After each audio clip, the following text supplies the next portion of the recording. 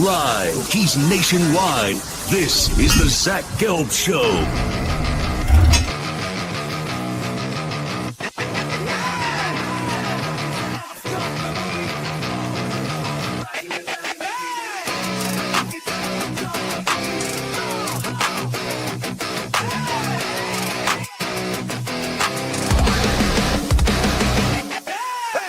Here's your host, Zach Gelb.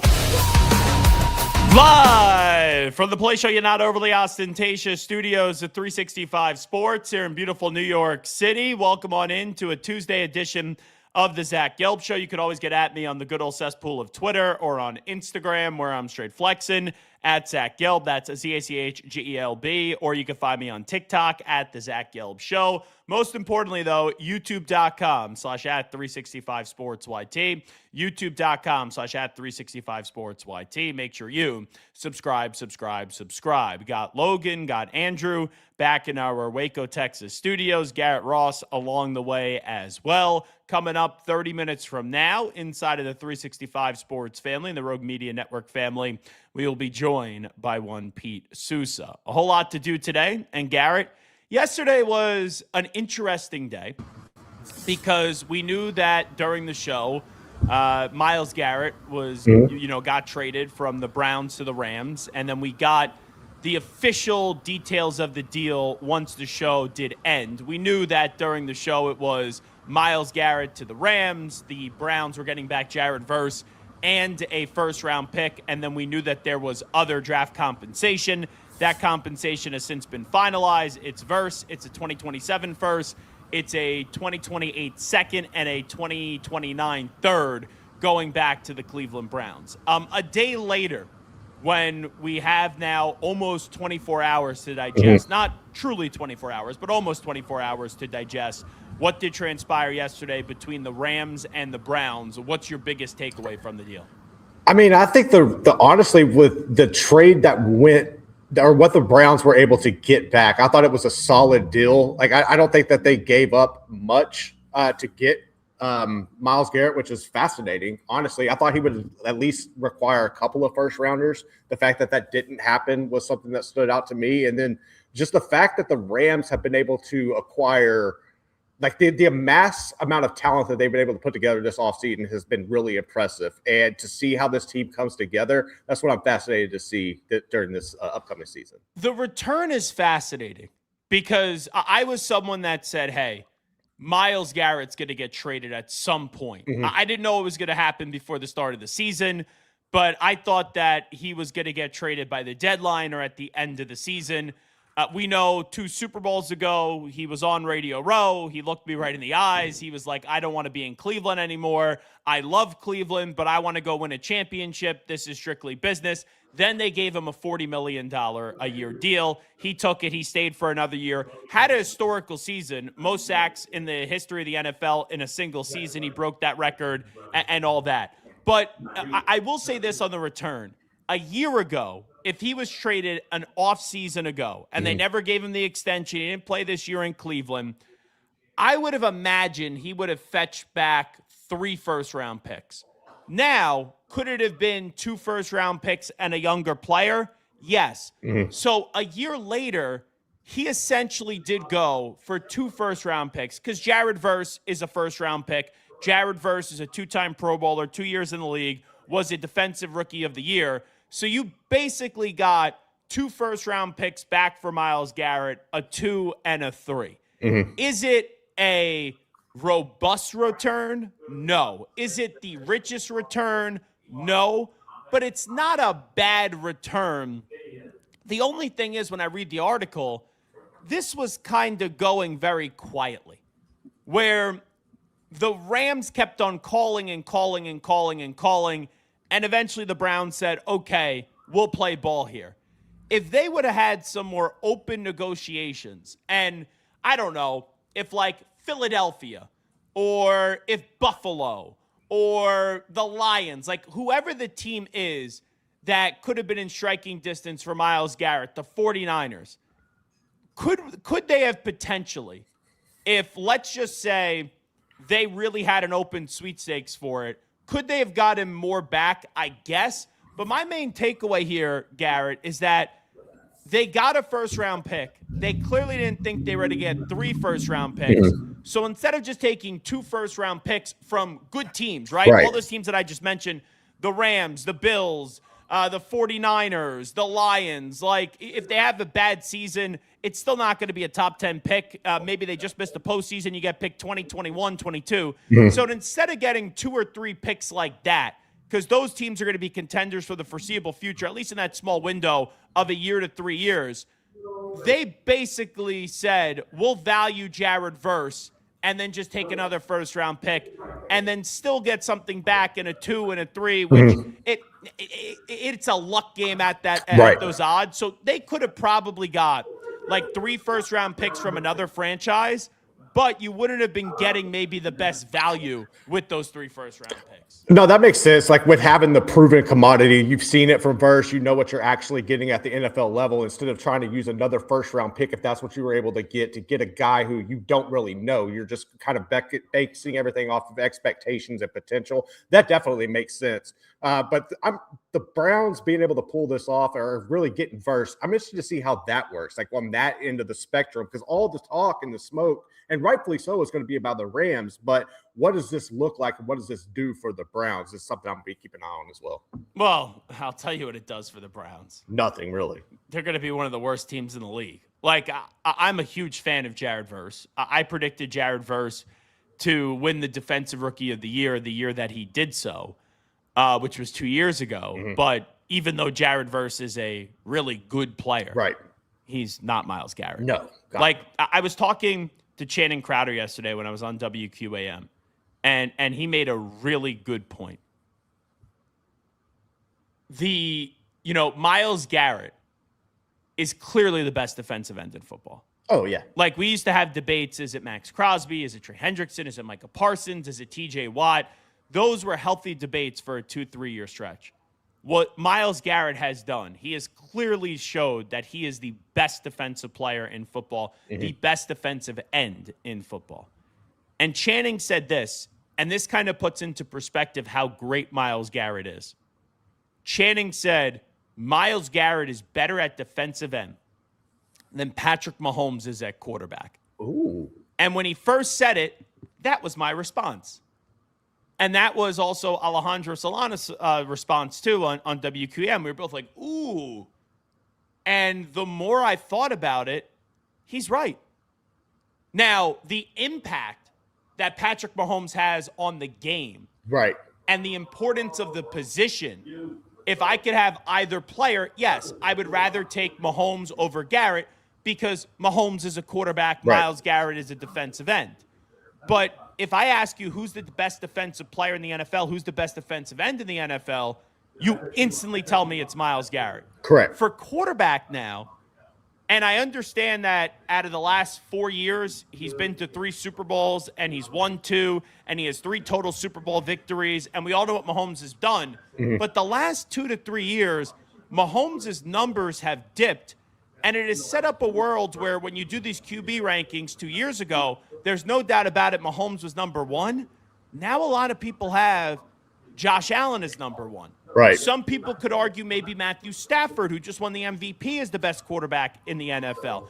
I would not say Lamar Jackson or Joe Burrow, but some people could say if Joe Burrow's healthy, he's the best quarterback in the NFL. Lamar has won 2 NFL MVPs. So when I say who's the best defensive end in the NFL, without hesitation, boom, it's Myles Garrett.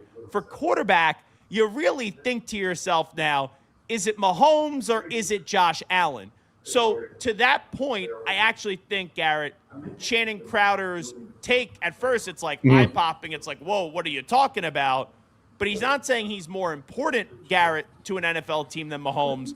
But Myles Garrett is a better defensive end right now than what Patrick Mahomes is at quarterback. No, that's actually, when you break it down and lay it out, it makes sense too. And then also, like, you could still win with having a good, like, you could, Josh Allen can get you to the Super Bowl. All these teams get you, but the productivity from the defensive end, like, nobody's matching that. Like, nobody's matching what Myles Garrett's going to be able to do, and his impact on every single play could dictate it. Like, it could happen. Whereas if the problem is he's been that great and he's been on a bum ass team. That's now he gets to be this great and gets to be on the best team in the NFL. Yeah, so and to open it up for him, he's really going to be able to dominate. But yeah, no, that's a fascinating take, and it's interesting to really dive into and debate it. But I think Crowder's onto something there. So if I gave you Myles Garrett sack numbers the last 3 years, 14 sacks in 2023 and 16 games played, 14 sacks in 2024 and 17 games played. Last year, 23 sacks in 17 games played. You want to hear Mahomes' numbers? Yeah. And I understand this could sound critical of Mahomes. To me, Mahomes, if you were still doing a draft tomorrow of who you were taking, I would still put Mahomes at 1. Right. Because he plays the most important position, and we've seen him win 3 Super Bowls. Mahomes in 2023, 27 touchdowns, 14 interceptions. He threw for 4,183 yards in 16 games. In 16 games in 2024, 3,928 yards, 26 touchdowns, 11 interceptions. In 2025, in 14 games played, he threw for 3,587 yards, 22 touchdowns, 11 interceptions. He's been, if you want to, I'll do the math real quickly. 27 plus 26 plus 22 divided by 3. That's going to be 25 touchdowns a year. He's been a 25 touchdown, passing touchdowns a year. And then interceptions, it was 14, 11, and 11 divided by 3, 12. Like 25 and 12 just for Mahomes. Yeah. He's an elite quarterback. Right. But those numbers, and you have to go more than numbers, but just the numbers really aren't that elite in the last 3 years. When you look at Myles Garrett, 14 sacks, 14 sacks, 23 sacks, those are elite numbers. And another thing with that debate or that topic in general is the quarterbacks need the help from the people around them to make those numbers pop. Like Patrick Mahomes doesn't have the playmakers around him. He can't be Patrick Mahomes. Whereas if Myles Garrett, he's just feasting by his own, bro. Yes and no. Okay. Tom Brady didn't always have the greatest playmakers. The first 3 Super Bowls he won with David Givens, David Patton, Troy Brown, and Deion Branch. He had one stud at wide receiver, and that was Randy Moss. They almost went undefeated. They lost in the big game. Now, in the second wave of the dynasty, he did have Gronk, but Rob Gronkowski was not healthy for that 28-3 Super Bowl. And Julian Edelman was his best wide receiver. Now, Kansas City has clearly still thrived without Tyreek Hill, but they need to find that next guy to help alleviate the pressure, to your point, off of Patrick Mahomes. And they've tried with Rashee Rice, who's really good, but his problem is he can't stay out of trouble. And they got to find somebody else because Travis Kelce, his production is still good, but he's dipped and he's no longer the elite player that he once was. But I also think that's more of an outlier and a testament to Tom Brady just being a unique unicorn that could make anybody significantly better around him. Whereas, I mean, Mahomes can make people better, but he can't take average dudes and make them like all pro players. That was something that Brady could just do that we haven't really seen from other people. No, you're not wrong on that. Passing touchdown leaders single season. I'm just curious, the last few years, where Mahomes has ranked with those numbers compared to where Myles Garrett has ranked. And hold on right now.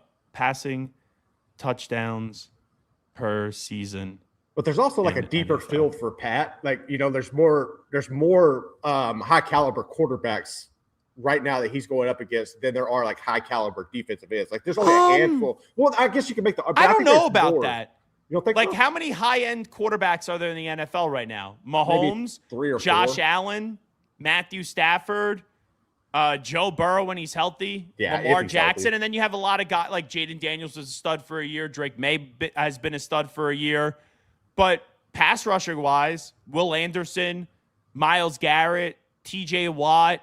Max Crosby, Trey Hendrickson, just to name a few. Mahomes last led the NFL in touchdown passes in 2022. Dak led it in 2023.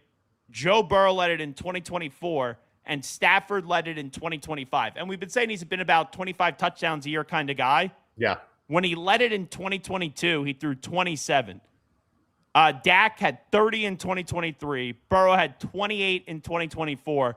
And Stafford had 37 in 2025. So Mahomes last year, let's see, passing touchdowns, single season. It's not going to, I don't think it's going to, the way they do this is so stupid. I don't want all time. I just want it's just like for the year. Yeah.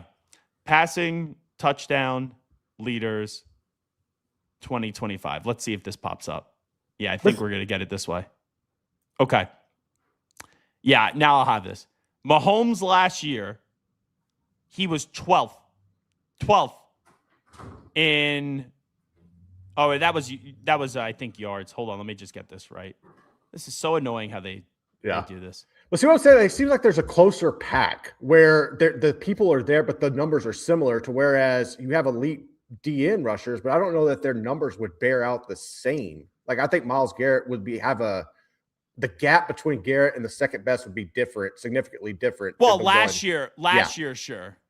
I don't know if that's true for the previous years. You know what? I'm going to do this. I'm going to do this on my computer because the phone is just absolute shit when you're trying to get these things out there. So if my screen freezes, I apologize about that. All right. Passing touchdown leaders single season 2025. Let's just see this. Okay. All right. Passing player stats. Let's get touchdowns in there. Okay. Stafford actually threw 46 last year in 17 games played. Mahomes, where is he? Mahomes. Mahomes was tied for 17th last year in passing touchdowns with 2022.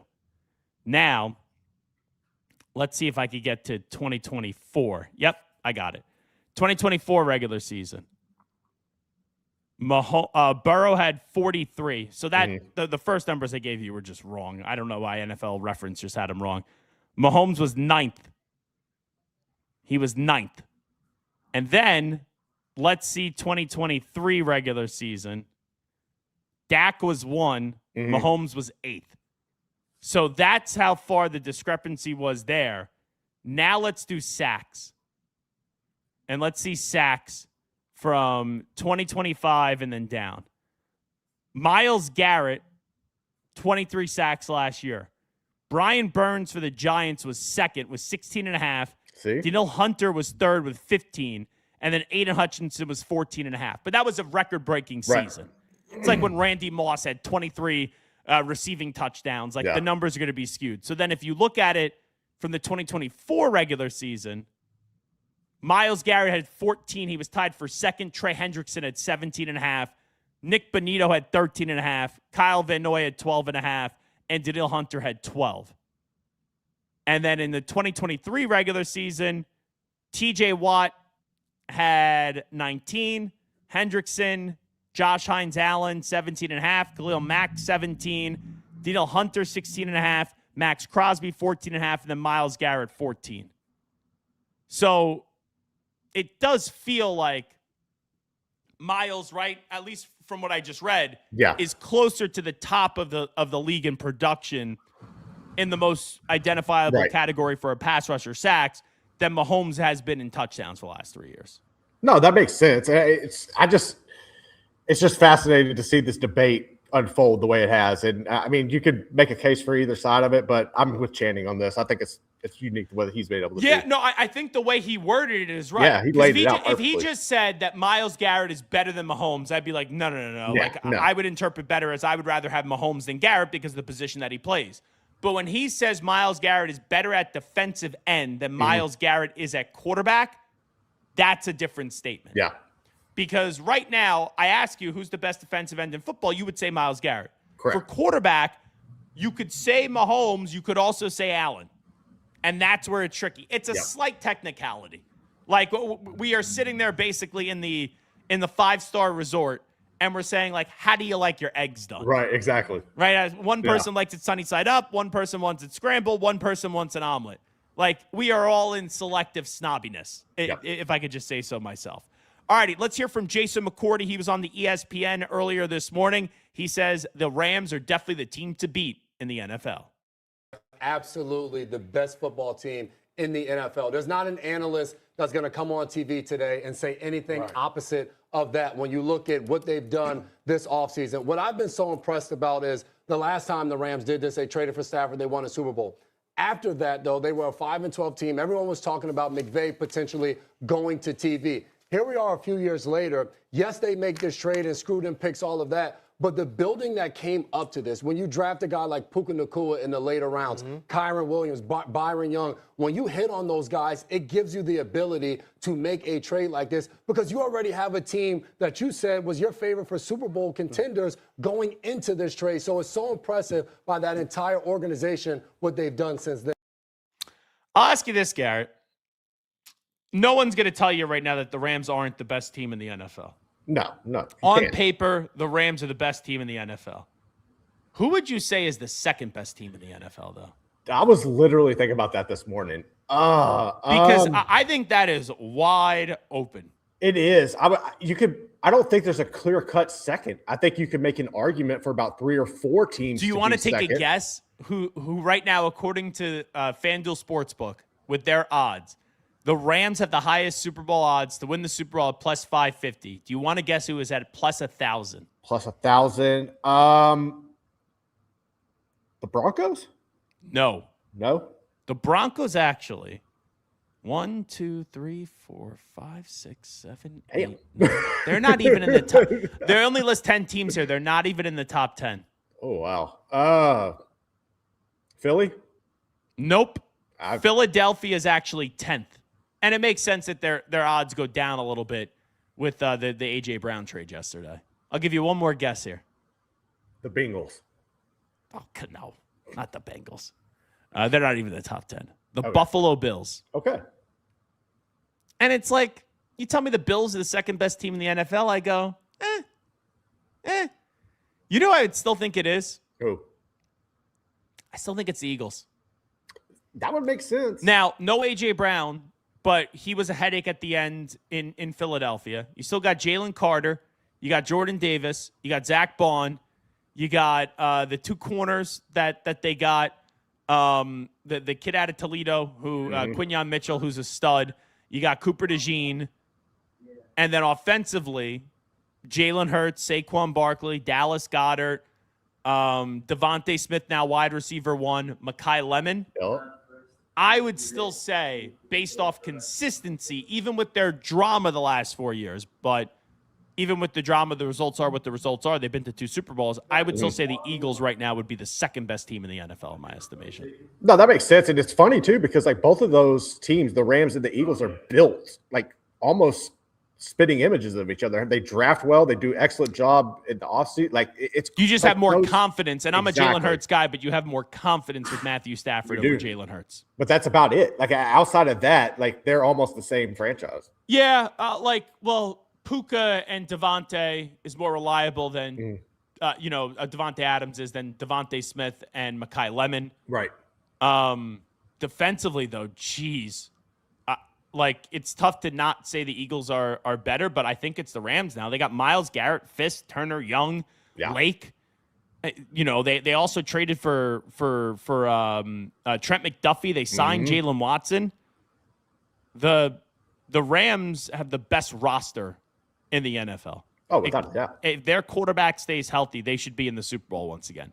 According to FanDuel, here are the top 10 odds to win the Super Bowl this year. Rams plus 550, Bills plus 1,000, Ravens plus 1,100, Seahawks plus 1,100, Patriots plus 1,600, Chargers plus 1,600, Chiefs plus 1,600, 49ers plus 1,700, Lions plus 1,800, and Eagles plus 1,900. Isn't it crazy, though? Like, I could go through all those teams. The Rams, if they don't win, it's just because, all right, maybe they get hurt or the pressure. Whenever it's Super Bowl or them or the field in the NFL, I usually take the field. But outside of that, like the Bills, they've never been able to get over the hump. The Ravens, you have a brand new coaching staff in there. Lamar gets hurt a bunch.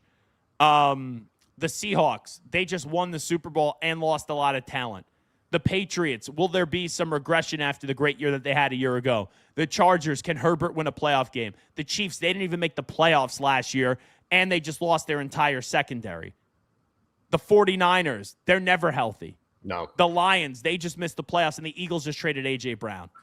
Like, it's kind of crazy how outside of the Rams, you don't really feel great about any of these other teams in the NFL. No, but I also think that's good. I think that sets up for a really good and competitive season. It should be a phenomenal race to the Super Bowl. Yeah, it was just like last year. We truly didn't know who was going to go to the Super Bowl. Let's get to Ian Rappaport. This is Ian Rappaport on the Myles Garrett trade from yesterday. They sure do. It is Myles Garrett. You saw the video. You know what he can do. You saw that he broke the NFL sack record last year for a team that did not have the lead very much. What is Myles Garrett going to be like on a very good team, a Super Bowl contender in Los Angeles, a team that has the lead a lot? We are about to find out. The blockbuster trade that happened yesterday that really blew all of our eyeballs apart, really something that never happens in June, let alone anytime. Best defensive player in football, one of the best players in the NFL, goes from the Cleveland Browns to the Rams. And here's my understanding of how this trade happened. I should mention, by the way, that rising star Jared Verse also in the deal, as is a first-round pick and more going from the Rams to the Cleveland Browns. So here's how it happened, guys. When Myles Garrett's contract got adjusted, and there were all these rumors they were doing it maybe to make it easier to trade him, none of that was true. They could have traded him anyway. The contract had nothing to do with it. But still, the Rams called, and the Browns said Myles Garrett is not available. Okay. Then after the draft, the Rams called again. They said, we'd like Myles Garrett, and the Browns said Myles Garrett is not available. And then the Rams called again, and the Browns said he's not available, but if we were going to do a deal, Jared Verse would have to be in it. The Rams said, okay, we're not doing that. And then they got together a little bit later and said, okay, well, what if Verse is in it and we adjusted these picks? And then suddenly, I'd say around late last week, they got pretty close. And yesterday afternoon, they finalized this deal, and what they get is Myles Garrett, a star-studded player added to a star-studded Super Bowl hosting roster with the Los Angeles Rams. And what the Browns get is they save $30 million this year because the Rams pick up a salary. They also get QB ammo for years to come. The Browns, as of right now, do not seem to have a franchise quarterback. Once again, in the decorated draft of 2027, they have 2 first-rounders. It is a win mammoth trade on June 1st, and that was just a crazy day yesterday, guys. It is a crazy day, and then for the Browns' future, it's all about getting that quarterback and then keeping the quarterback when you realize you have the quarterback. Because you look at the 5 or 6 expected bad teams in the NFL this year: Jets, Cardinals, Dolphins, Browns, Raiders, Titans. Tennessee and Las Vegas aren't going to be in the market for a quarterback. They just drafted the last 2 years, number 1 overall, Cam Ward, and then Fernando Mendoza. But those 4 teams, and you don't know who else will enter the fold because each and every year in the NFL is unpredictable, but those 4 teams in the Cardinals, in the Jets, in the Browns, Cardinals, Jets, Browns, and why am I blanking on the other team that I just said? Cardinals, Jets, Browns, Dolphins. They need to go get a quarterback. And you know Arch Manning is going to be in the mix. You know Dante Moore is going to be in the mix. And we're going to see who else does really emerge. Let's get one more in. Here is Chris Long on the Myles Garrett trade yesterday. Chris obviously started his career with the St. Louis Rams before going to New England and then also Philadelphia as well. Garrett is heading to L.A. It's not enough. It's not enough.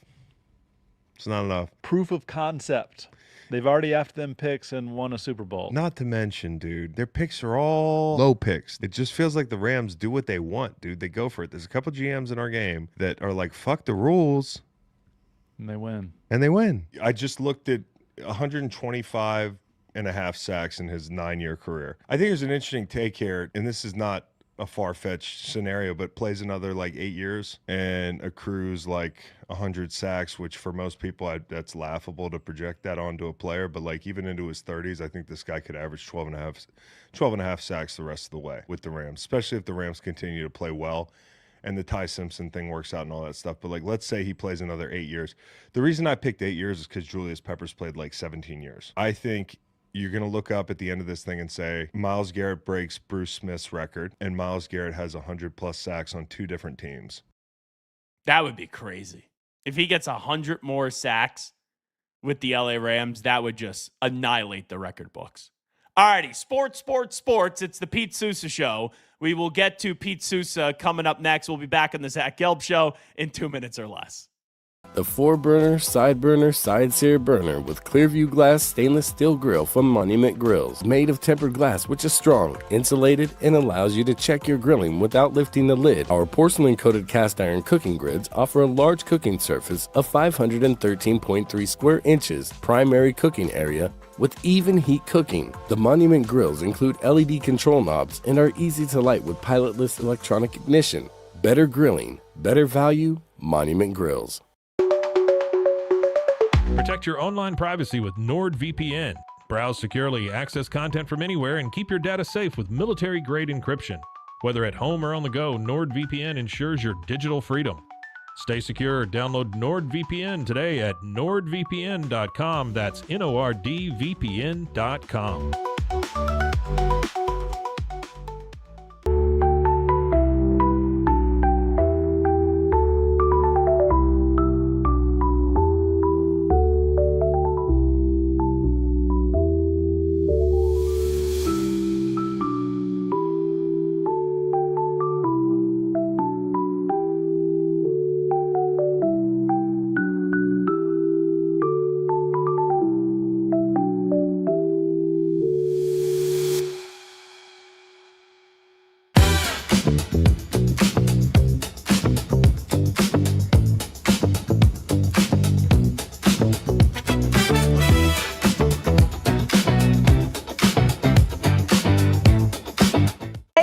I'm Abby Domit, 2023 CrossFit Games athlete, and I use Airwave because it helps me breathe easier and stay more relaxed during my workouts. 1, 2, 3, 4. Very discreet.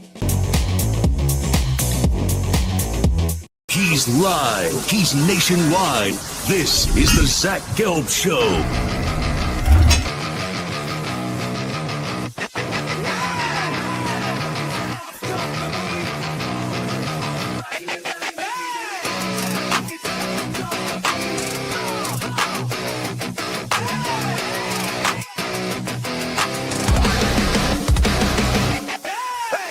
Here's your host, Zach Gelb.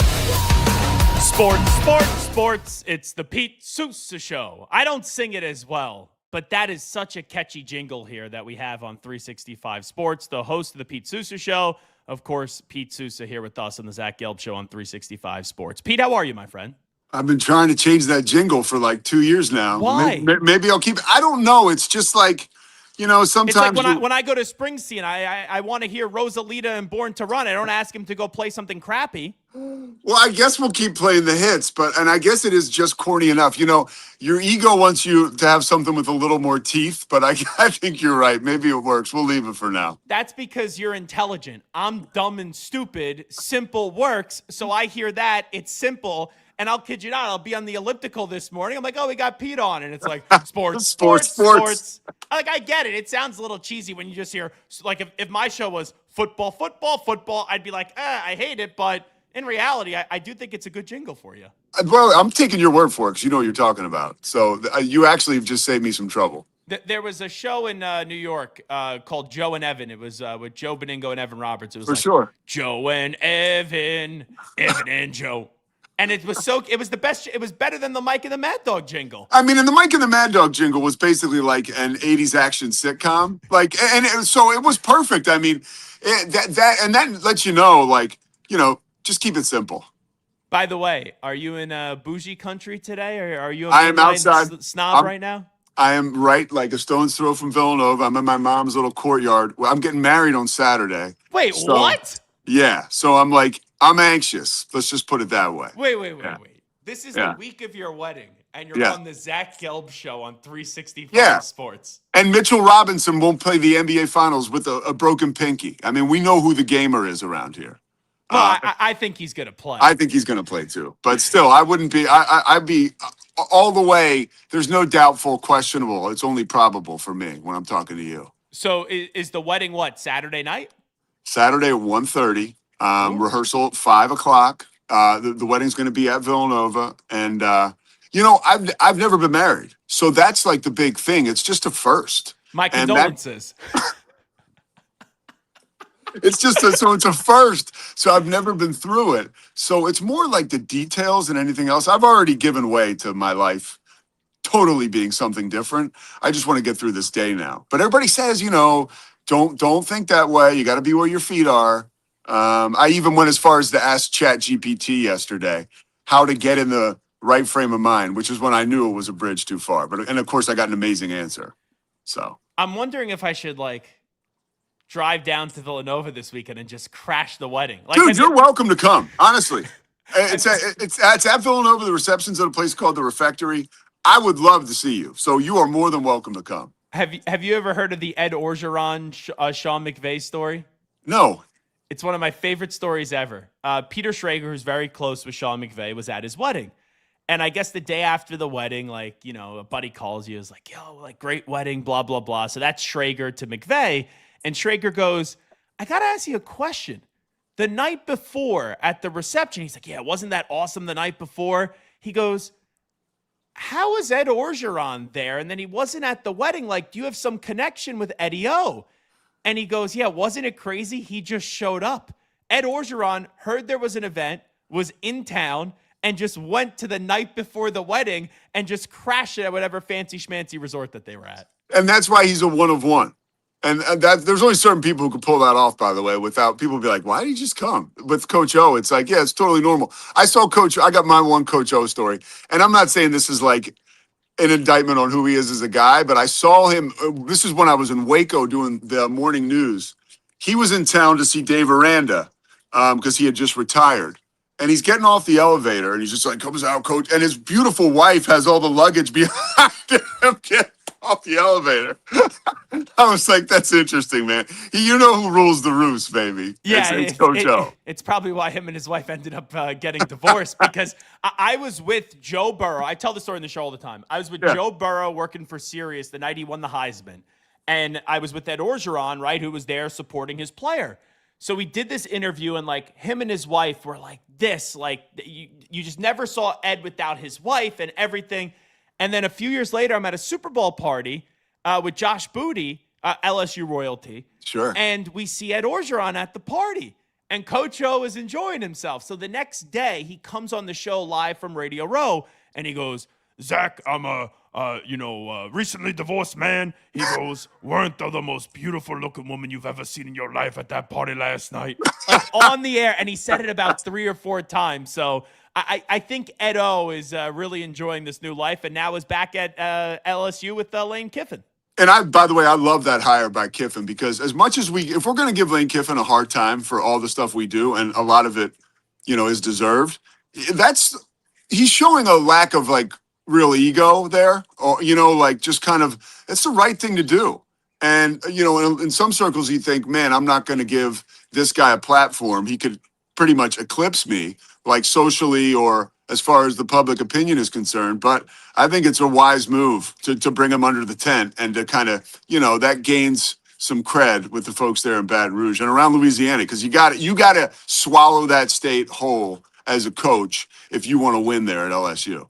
Alrighty, so you being a Villanova guy, you getting married at Villanova. Oh, yeah. I know you had Jay Wright on your show a few months ago, which was a really good interview. But you are a Philly guy. Are you rooting for Jalen Brunson, Josh Hart, and Mikal Bridges, or is it you don't want to see the Knicks win the championship? No, I'm rooting for them 100%. I'm a Sixers guy. I worked for the team years ago in PR. What has happened to that, and I love the Sixers to the core, but what's happened to that organization has made it pretty easy for me to kind of back away from the buffet. I was saying this, I filled in this weekend on Westwood One, and they played the De'Aaron Fox sound about, whether that he's worried Spurs fans will give way to Knicks fans in the NBA Finals. And my thinking is the Sixers really, they just came up short, as far as a fan base there. And it's been happening for years. They've really gone soft. And I understand there's corporate seating at all these arenas now, and there's a little bit of that to it. But I feel like Sixers fans, for the most part, I always say they're like bots. Like, I don't really even know any anymore that actually go to games. I mean, I know fans, but the overall, the organization has taken a turn, and it was because of the process. And there's an apathy there that was never there before. So as a fan myself, it's easier to just kind of drift. It's like the old Seinfeld thing, like we cheer for the laundry. Well, I like cheering for guys, and these three guys, like, it's a Jay Wright extension. It's very easy to celebrate this team and these guys because they're awesome dudes. And Jay really did have a hand in this. It wasn't like we're talking about three guys who are like one and done. We're talking about three guys who literally found themselves playing for Jay Wright. And you have to imagine, Jalen Brunson is special in his own right because of how hard he works. Like, the guy has mastered his craft. He really has. And he's undersized. That it's a lot of hard work and lonely work. And with Bridges, he was redshirted his freshman year. We talk about that all the time. So there's a development there. And Josh Hart, kind of same deal. If there's one guy who maybe runs a little hot on that squad, it's Josh Hart. And I think that Jay embraces a challenge like that. And clearly these guys are an extension of him. And they're winning in New York the same way they did at Villanova. Like, if these three dudes were playing in Utah or Portland or Charlotte, I do not think they would be as celebrated as they are. But because they're in New York, it's special. And better than anybody, New York is special, dude. Like, the Knicks being in the finals is awesome. And I'm saying that as a Philadelphia 76ers fan. I love the NBA. Yeah, it's crazy. Like, my entire life, the Knicks have been trash. And it's just been a rotating door of coaches and players and all that. And they went the Leon Rose route. And, people know who listen. Like, I've known Leon my entire life. Yeah. My dad went to sleepaway camp with him. I went to sleepaway camp with Leon's kids. And it's like the Brunson connection. I hope the story gets accurately told in the finals. Because, Jalen and Sam, Leon's son, are like this. Rick and Leon, obviously the client-player relationship, they're like this. But it's like, you have an agent, you're close with your agent. No, they are practically family. Like, you go down to the Jersey Shore in the summer. I'm going to Margate in a few weeks. You see Jalen. You see Rick. You see Leon. You see Sam. And, to think 10, 11 years ago, I'm at Maynard's with Sam and Jalen or tomatoes. And now Jalen, got a 4-year contract, $100 million. Everyone's like, what an effing overpay. And I said it at the time. I go, guys, I know I'm incredibly biased, but nobody knows Jalen better than Leon. And if he's willing to do that and put his name and reputation on the line for Jalen, why should I think that it's not going to work out? Let me ask you this. What do you think that Leon saw in Jalen at that point in time to make that type of commitment? Culture and winner. If you look at Villanova. Yeah. Guy won the Player of the Year award, right? Guy won 2 national championships. He was a second-round pick, was overlooked. Gets to Dallas. He goes to the Western Conference Finals. He was dominant there. And then that organization, for whatever reason, didn't want to respect him and make him a respectable offer. Now, do I think, if you ask Leon truthfully, and this is just me guessing and speculating, that he would have thought that Jalen absolutely could have been the number one on a championship contending team? I don't know if he thought that, but he knew that they needed to change the culture and the organization around.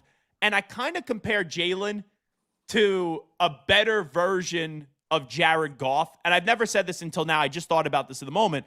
When Jared Goff went to the Lions, everyone's like, oh, that's just a throw-in. Oh, it's not going to work.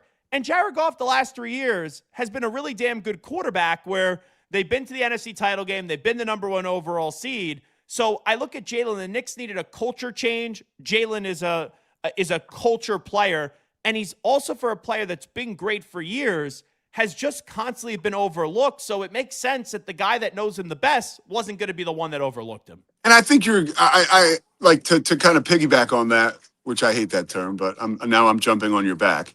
I really believe it did have a lot of the character to it. And the Goff comparison's pretty good because it goes back to, I was watching Francesa over the past week, and he said, the Parcells. I want a quarterback. I don't want a star quarterback, and the same thing with Brunson. It's like, I want a point guard. I want or maybe in this case, he's evolved to a number 1. I don't want all the stuff that comes with that. And I've been also comparing it to, I remember, years ago reading the book of basketball, the Bill Simmons book, and he talks about his conversation with Isaiah Thomas when he tells him about the secret. And it's like they had to unload Adrian Dantley to get Mark Aguirre because Dantley was losing his mind because Rodman was getting his minutes. And like, you need those type of guys out, and you need guys like Mark Aguirre and guys like, now Aguirre wasn't like Brunson for this team, but like the culture is the same. Like it's greater than that whole deal. Like you got to have guys buying in. That's how you really build a championship. We've seen it time and time again, and we saw it at Villanova, and we're seeing it again with New York. But look, man, Leon saw something that really nobody else saw. It's a fact. Yeah, and the other thing too is like Jay made Villanova a blue blood. Like we all know Villanova's history. My dad produced Rolly Massimino's radio show back in the day when they won the championship. He's like the only Jew to ever go to Villanova, my dad. But Jay then made them into a blue blood. And to see what they're now doing in the NBA with that version of Villanova, like DiVincenzo was there for a little bit, but you got Mikhail, you got Josh, you got Jalen. It's everyone would say Jay would be an NBA coach one day. He's basically an NBA coach right now, except he's not physically on the sideline because these are his dudes. Dude, I wonder, you mentioned the camp too, and Jay just being lightning in a bottle. Like I went to Rolly Massimino's basketball camp, and Steve Lapis was the guy who was the extension of Rolly. And, then Steve gets the Manhattan job, so he leaves. So now Jay is his number one assistant, or maybe it was 2 or 3, but Jay ran the camp. And I can remember like the first day Jay was talking to us. Well, it was like a Monday, and I can remember turning to my buddy Jimmy Bell and being like, I'm like 9 or 8. I'm like, this guy has something. Like you could just tell right away you want to be around this guy. And when the steak is right there comparable to the sizzle, you've got what you have in Jay Wright. My thing about Jay, just to talk about this, I still believe there's got to be like a sliver of a chance, which there always is, but maybe more than that he comes back and coaches someday.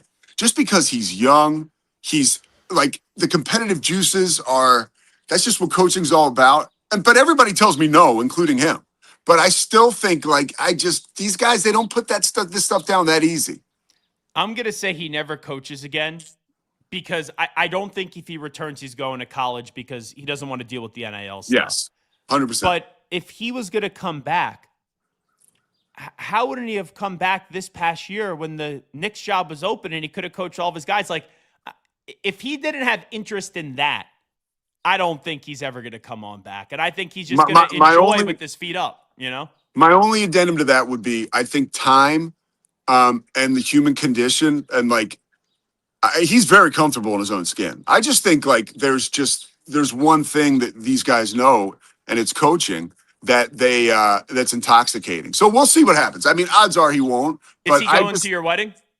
No, Oh, he's okay. not. I was going to say, then I would come down, maybe get him a few drinks and a guy like that. I don't. Out of him. I don't even. Maybe I listen some to wine for him. He's probably a wine guy. Yes, I listen to enough Howard Stern where I know, you don't want. Why do I want to invite Jay to my wedding? I know if Jay gets the invitation, he's such a great guy, but then he's got to say no. Does he have to send a gift if he says no? I'll tell you why. Yeah. That's why. Yeah. He's sending a gift. He made a lot of money. That's why you invite Jay Wright. Steve Nowicki, who I went to college with, he's on the Stern show. Oh yeah. And I don't know if Steve is married or not, but if I was talking to Steve, I would say, I don't know if Howard's going to go to your wedding, but you definitely extend the invitation to Howard because Howard's going to send a gift. It's like at WFAN, a lot of people aren't that close with Boomer. Like Boomer's a great guy. He's a quarterback, he's a locker room leader. If you're fringe in the Boomer working relationship, don't you just send Boomer an invite to get that wedding gift? Yes, definitely. But I've never worked for Jay, but yes, so I can't say it's that tight knit. But I'd never want to, and that's my own garbage in my head. Yeah. I never want to put somebody in that position, How about Wemby? The emotion was so cool. He's an alien, but to see that human emotion and how much it meant to him to win Game 7 to go to the finals was neat.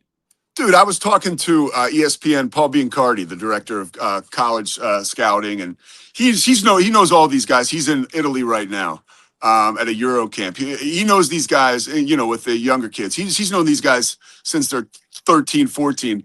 And the thing about Wemby always was like he always wanted to be the best at all the things. And it's so rare, and that's kind of what you just touched on. You know, a lot of times the way it works out is like you're 7'5", or you're 7 foot, or you're 6'11". Like basketball chooses you. You don't choose basketball. I mean, how many times we see somebody? That's why people, you know, Phil Jackson, you know, Tex Winter's his lead assistant or one of his main assistants, right? And Tex would always give Shaq a hard time because he was like, this guy is not as good as he could be. He needs to get with the program. You know, the guys with Tex, like at 80 years old, would almost go to blows with Shaq in film sessions because Tex would have wisecracks and stuff. And it's not fair to Shaq because he did choose basketball, but basketball chose him as well. With Wemby, I think if he was 6'5", it would be the same type of urgency and passion and the same type of teeth we see. And that's just so rare. It's just so rare. Like you go all the way back to Wilt Chamberlain. Like, yeah, Wilt had a lot of stuff on his mind. Like check the scoreboard with the females, right? Like you throw that line away. But like he was doing all kinds of stuff. And then even when he was so dialed in with basketball, it was like, okay, I'm going to lead the league in assists, so I'm going to defer here when I need to shoot. Like there's none of that nonsense with Wemby. You know, and he's better than a Bill Russell, right? Like athletically. Like, so this combination, I'm always like friends will call me prisoner of the moment, Pete, you know, prisoner Pete. I get revved up. And so I'm trying to not, you know, anoint this dude, but it's pretty damn hard not to. And the one big fear is that he might get hurt. Injuries, yep. So I push back on that a little bit just because he's so nimble. He's almost like a ballerina sometimes. And the confines of these basketball arenas and facilities, as you well know, are so amazing. And the rehab and the tools, it's a different world now. And guys are getting healthier when they get hurt so much faster. And they just know so much more about how to treat their bodies that you would hope that he would kind of move outside of that category of guys back in the day that got hurt. But your point with injuries is valid because every time I watch him, I go, I hope he doesn't get hurt. Like for years, I watched Tom Brady play quarterback for 20-something years. Yeah. Not the most mobile quarterback in the planet. Now, like when I watch Drake May, my buddy Ray, he makes fun of me. He goes, can you stop freaking out every time this guy moves? Because I think he's going to get hurt. So it's like it's hard not to. Seeing Wemby move and how much space there is and how long he is. I do think that the guy is eventually going to get injured, unfortunately. And you would think like, and that's going to happen, right? Like, and how does he respond to it? How bad is the injury? Because everybody gets hurt at one point or another. And I think that it's better news for him that, you know, we all kind of knew with Greg Oden, like if you watch Greg Oden run in a straight line, you could tell this guy's not okay. You know, and even like a Bill Walton or a Sam Bowie, like I've seen enough footage, like those guys just didn't move like Wemby moves. So you hope that puts him further towards a guy who won't sustain any major injuries because of like lumbering around. By the way, you want some trivia here? My great aunt, you mentioned Wilt Chamberlain. My great aunt went to Overbrook with Wilt. Sat behind him. Yeah.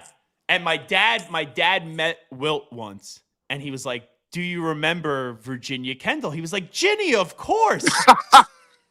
So I don't know if any hanky-panky happened between the two of them. I didn't ask that question. She's my great aunt for crying out loud. Well, wire to wire, Wilt was an extremely handsome, charismatic man. So I wouldn't put it past him. Yeah. By the way, my mom, Oh, I think we just lost you. You muted yourself. Pete. I think you muted yourself. Yeah. There you go. You're back. All right, you're back. Okay. Am I back now? Yeah. You got me now? Mm-hmm. Okay. Yeah. Okay.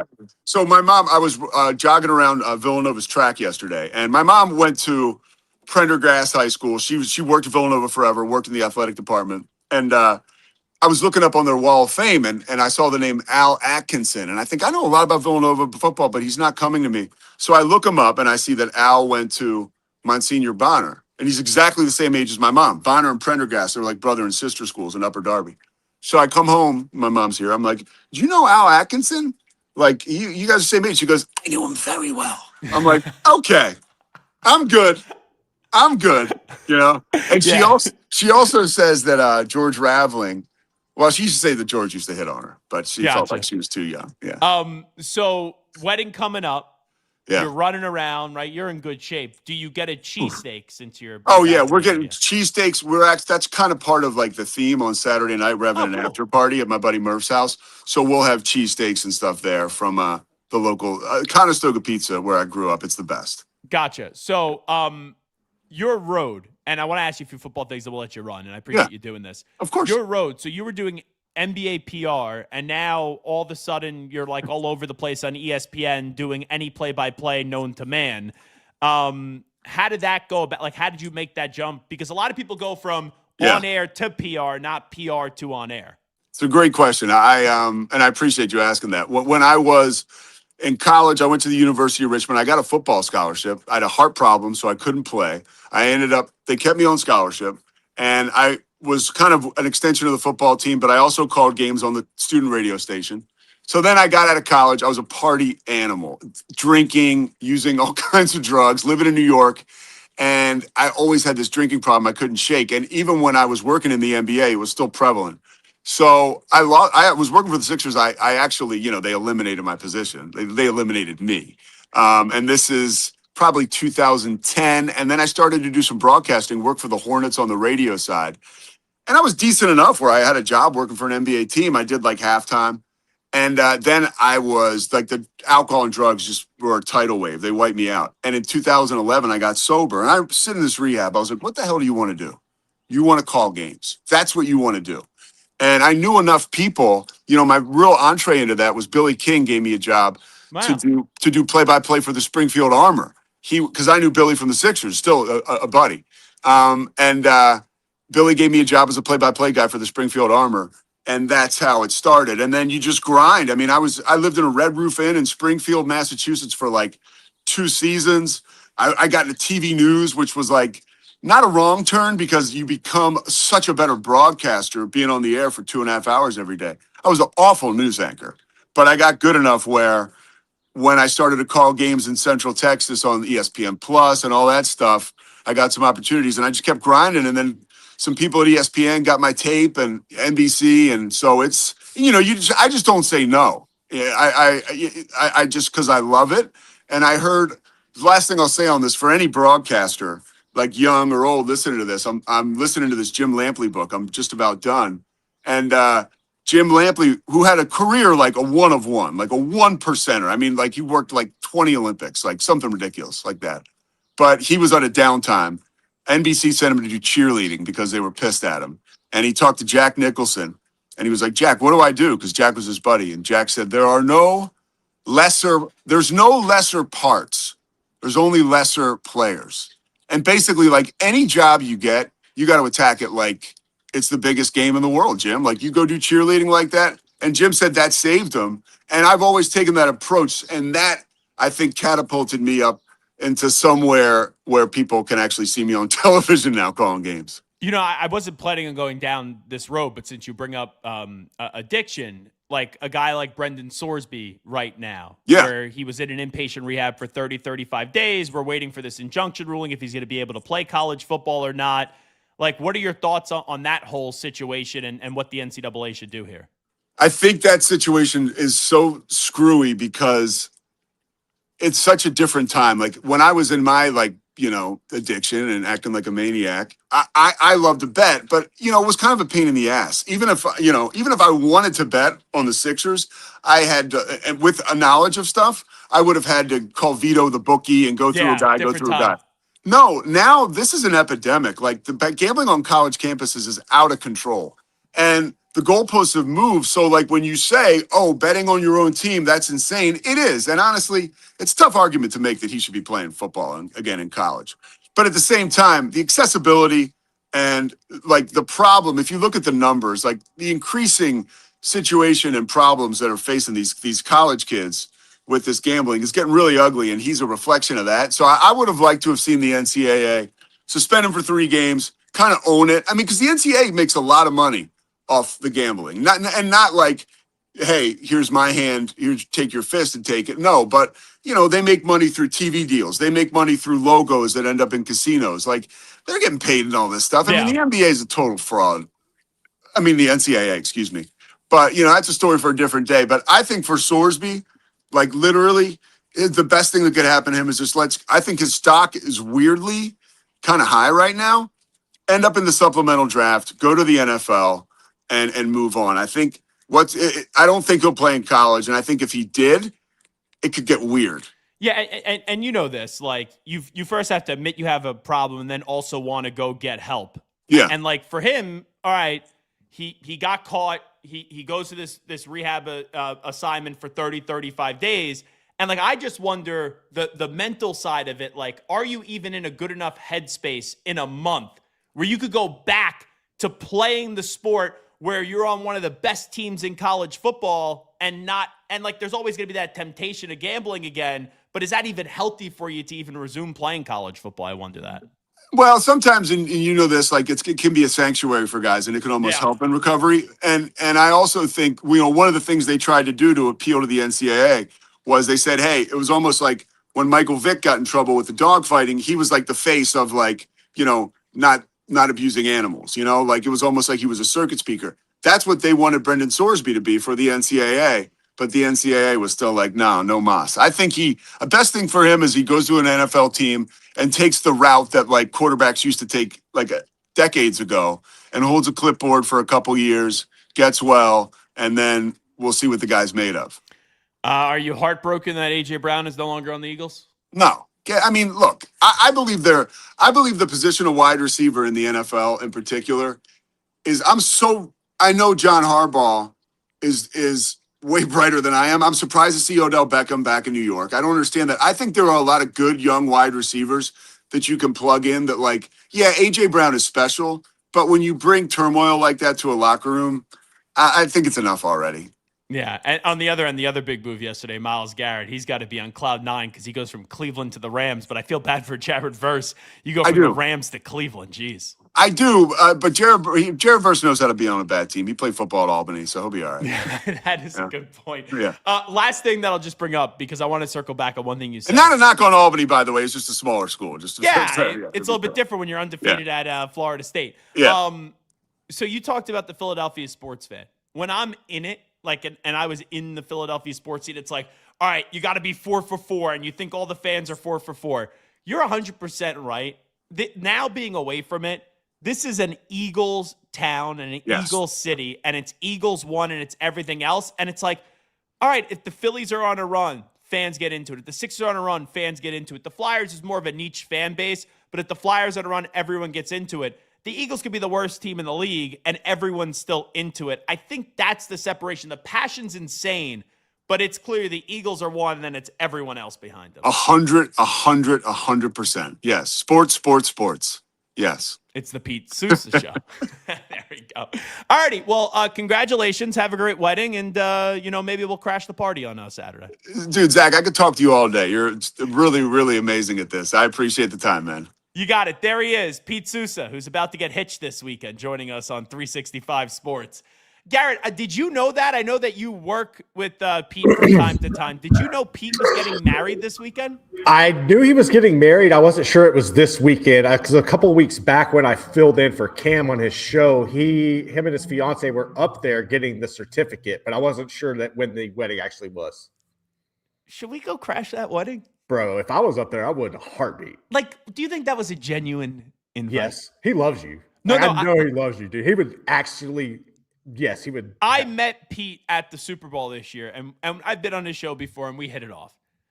But, like, if I would feel awkward driving down to Philly on Saturday and just showing up and being like, hey, because my girlfriend's in Portugal right now. It's like I'd be going by myself. And it's like, I don't know who his friends are. And I would just be there, and it's like, I don't know. I think it'd be a little bit awkward. All right, do you feel more confident? But the cheesesteaks are enticing, though. I could not do a cheesesteak. There's no way. Wait. No. I know. I just committed some blasphemy. Stop. I'm not touching that crap. What, have you ever had a cheesesteak? I look at it and I'm not touching that. I don't want the peppers. I don't want the cheese. No. That's because you're having a cheesesteak in Waco, Texas. I'm not. Yeah, okay. You come to Philadelphia. You're telling me my dad makes a cheesesteak with filet mignon and Gruyere cheese. I could never say the cheese correctly. You're telling me meat and cheese. You like a hamburger, right? Yeah, but I don't Cheeseburger. like, I had a bad experience with cheese, and it's kind of made me weird with it. So that's why I'm very Do you not like hesitant. cheese? I'm very particular and picky when it comes to cheese. Wait. I know. We were in San Francisco. You Did had you see me eat duck. cheese? No, but Yeah. you had duck. I did. love duck. Sankey Peking Duck House in Philly is phenomenal. You will have duck, but you won't have a cheesesteak. Absolutely. Absolutely. I had frog legs the other day. You They're go, that's phenomenal. delicious. You I won't love have a frog legs. cheesesteak. Yeah, I'm not doing it. You know what? If I knew that you liked ranch over blue cheese on wings and you didn't like a cheesesteak, you would not have been the producer of the show. Oh, okay. I'm being dead serious.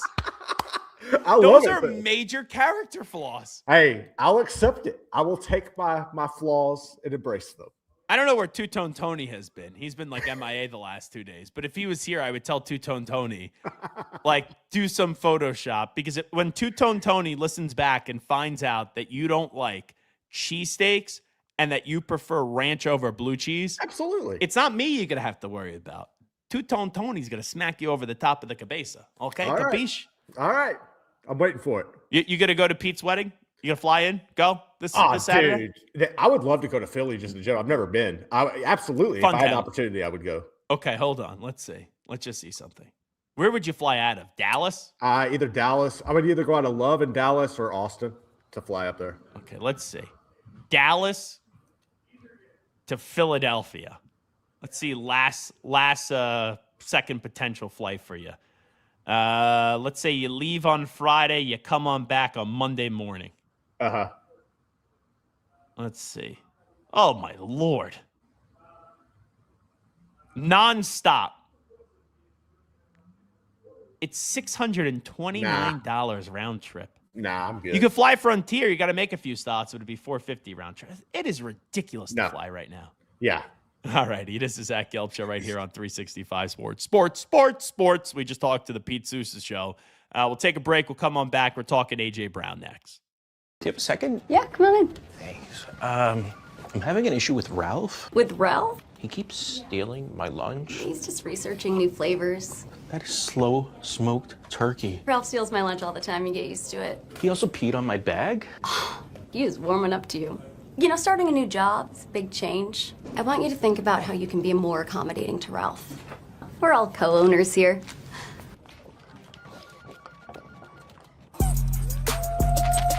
If I'm only wearing one suit this summer, it has to be Tuileries Performance Linen. It's wrinkle resistant, machine washable, and built with stretch and breathability that actually moves with you.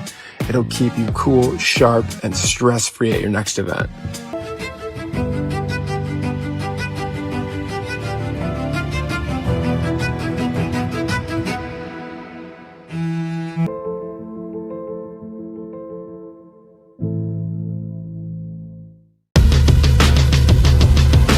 What does being different mean to me? You know, that is an interesting question. Because there really isn't one way. There's a bunch of different ways you could do it.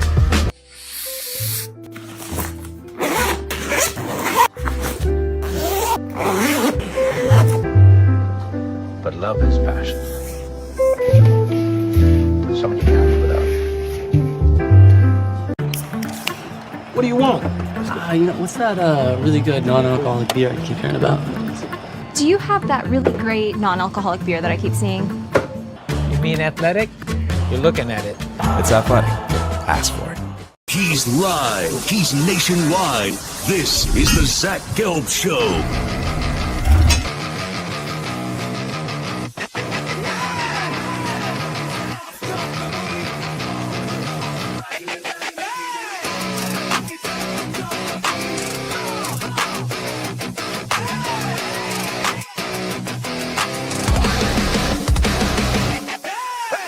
Here's your host, Zach Gelb. All righty, welcome back in. It is the Zach Gelb Show right here on 365 Sports. Yesterday, the New England Patriots did acquire A.J. Brown for a 2028 first-round pick. In addition to that, they also had to give away what I believe was a 2027 fifth-round pick. Let's hear from Mike Reese, longtime ESPN reporter, on the Patriots acquiring A.J. Brown. covering the Pats, joins us now. Mike, what more can you tell us about Brown and New England? All right, Laura, so I want to tell you what I've learned about this trade, what I've heard from players about this trade, and what I've seen with my own eyes in terms of the team's receiving core. So what I've learned about this trade, the background, Mike Vrabel, having coached A.J. Brown for 3 years in Tennessee, a big part of this in leading to the conviction to give up the first-round pick in 2028. That's a significant chip. What I've heard from players, Laura, we've talked about this for months, the possibility. They are excited. Just last night, starting running back Ramondre Stevenson telling reporters, I think this would do a lot for us. So they've been anticipating this trade. And then I want to tell you what I saw at practice. The last time we laid eyes on this team on the field last week, I watched those wide receivers. And last year, when you watched them, you saw Stephon Diggs leading them through the wide receiver drills. It was that alpha presence. I didn't see that type of presence with the group last week. Tomorrow, we're going to be here. Can you imagine the scene, Laura? All the reporters, A.J. Brown probably going to be here. I don't know if they'll practice, but that alpha is going to be back in that wide receiver room based on what I saw last week. And A.J. Brown is expected to address reporters at Foxborough today at 2 p.m. Eastern time. I see Mike Vrabel's actually speaking right now, but here's what I look at it. Drake May, his first 2 seasons, has been a good quarterback. In year number 1, had no line, had no wide receivers. He fought, he scratched, he clawed, and he had promise. Last year, with a little bit of an improved offensive line, you get Stephon Diggs, but Stephon Diggs coming off an ACL, and you saw Drake May be an MVP caliber quarterback in the league. Now, Drake May gets a number 1 wide receiver. And they also have Romeo Doubs as the 2. I would love for them to bring back Stephon Diggs, and you have that trifecta at the wide receiver position. But now you have a dude. Now you have a dog at the wide receiver position. And the Patriots, they tried with Randy Moss. It was very successful. Brady, outside of Moss, I know he had Gronk, but we're just talking about wide receivers. In the post-Tom Brady life, they need to adapt what the NFL is right now. And that's not only one great wide receiver, a number 2 wide receiver who's really damn good as well.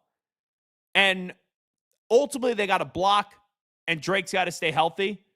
But Garrett, I think A.J. Brown is going to be a good soldier this year. He wants to be there. He didn't want to be in Philadelphia anymore. He's back with his head football coach and Mike Vrabel. I think you're going to get 1,400 yards or something like that at A.J. Brown this year and probably 10 touchdowns. No, it's going to be remarkable. The numbers he puts up this year should be stupid. Actually, I understand his argument with wanting to leave Philly because of Jalen's struggles to throw the ball deep at times and his accuracy. They're going to spread the field with him in New England. Drake May is – I'm really fascinated to watch how that relationship grows between him and Drake May and the numbers that they can put up. But I think it's a great addition to this. The wide receiver room, I think this is probably arguably the deepest wide receiver room that the Patriots have had in quite some time. Oh, yeah, no question. It's a good wide receiver room. Dobbs is still a question mark, but he's solid. A.J. Brown's a stud. He's got to stay healthy. You got Kayshon Boutte still on the roster. They may trade him. You got Pop Douglas. You got Matt Collins. But I like the wide receiver room. I am content with the wide receiver room. It's the best wide receiver room they've had in a long time. I still want Stephon Diggs. Yeah. I'm still going to be a greedy bastard. He's out there. Maybe he goes to the Ravens. Maybe he goes to the Commanders. He loves Mike Vrabel.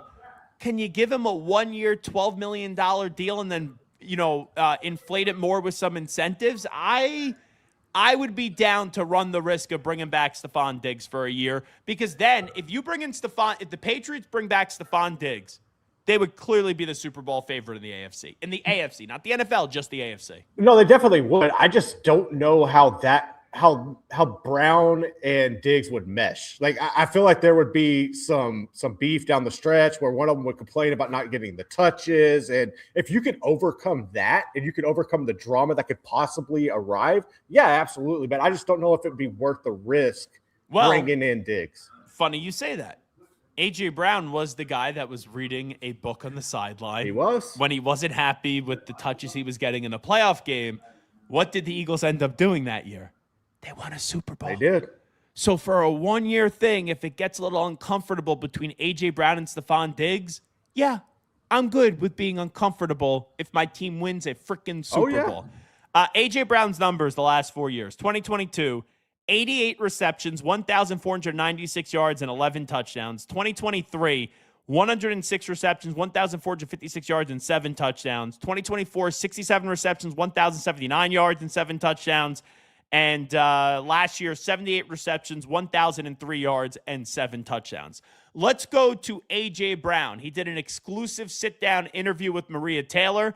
This is A.J. Brown talking about going to the Patriots and also the ending in Philadelphia and where his relationship is at with one Jalen Hurts. One thing I hope we can put to bed, or you can speak to once and maybe not have to again, is the relationship with Jalen Hurts. Because that seemed to become just a central point of focus and tension towards the end of your tenure as an Eagle. How would you describe your relationship right now? Not as close as we once were. And I believe that's fine. It's like there's no bad blood. There's actually still a lot of love. I love him. I love him to death. I want him to succeed and accomplish all the things that he wants to accomplish. I didn't truly understand why our friendship became the public of the center of everybody's attention when it came to football, because, you know, looking back on it, you know, we haven't been as close as we were a couple years now, but that didn't stop anything. You know, we still competed, we still pushed each other, we still led the team. So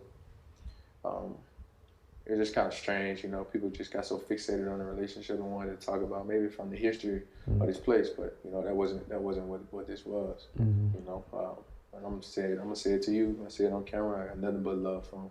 You know, I want him to do well and accomplish everything that his heart desires. So. I think at the end of the day, people always just want to know why, and there is an understanding that people grow apart. What is the best way that you can put a description so people can understand? Yeah, nothing happened. Nothing happened, you know. You know, people just grow apart. Nothing didn't happen between me and him or our families, or wives, or anything. You know, nothing like that ever happened. You know, but you know, life happens. You know, and you know, you just look up sometimes and you find yourself drifting away. You know, and that's fine. And I think both parties accepted that. So. You know why I call cap on this, Garrett? Why is that? Like, we all have friends, right? When you're growing up, that you're no longer as close with as you were when you were growing up. Correct. You want to know why you're not that close with them anymore when you were growing up? Because you're not around them. Like, Jalen Hurts and A.J. Brown were still around one another. So, for example, if I had a friend when I was 9 that I was like this with, and then I moved to a different state, he moves to a different state, and we don't see each other, you naturally drift apart. Right. Jalen Hurts and A.J. Brown, when they got to Philadelphia, were like this. And all they did was win. All they did was win and be a competitive football team. And they were in the same locker room, in the same meeting rooms every day. And their relationship drifted. Their relationship deteriorated. Something happened. I don't know what it is. I see all the rumors online that maybe it was with AJ and another teammate and there was like a girl involved or something like that. And maybe Jalen didn't take AJ. Like, I don't know. It's all speculation. I don't want to recklessly speculate, even though I just kind of did. So I don't know what it was. It could just be as simple as AJ doesn't think Jalen's a great quarterback. They had a fight about something. A teammate and AJ, or a teammate and Jalen had a fight, and one didn't have the other one's back. But you can't tell me that you just drifted away and that you're no longer close without something happening when you were in the room with each other almost every day. Like, for example, we talk every day, Garrett. If, let's say, I left the company and then we didn't talk for 5 or 6 years, well, I left. That's the reason why we drifted away. But for AJ and Jalen, we don't know why they drifted away when there's no reason being given. There's no obvious thing that we could just look at. It almost like I interpreted that too as it was like Jalen. It came across to me like it was Jalen that distanced himself from AJ. That's how I interpreted how AJ broke that down. Yeah, And I don't know. that was just my interpretation Fair. of it. And I don't know, like, to me, the complaints about why are people talking? You're the star receiver. And no offense, bro. It's not as if you hid your emotions. No.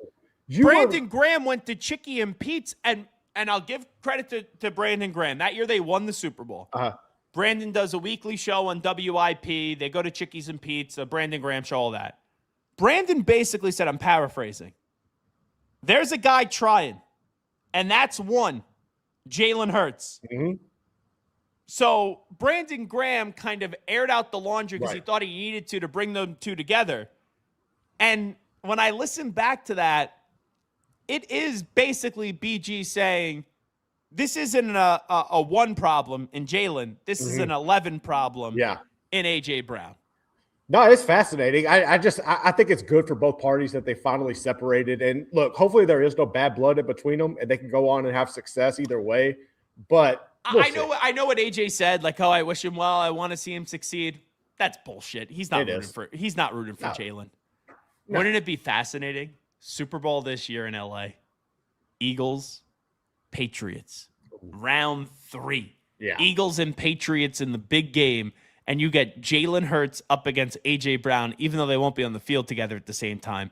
But that would be a mega storyline. Absolutely would. I would love to see that happen, honestly.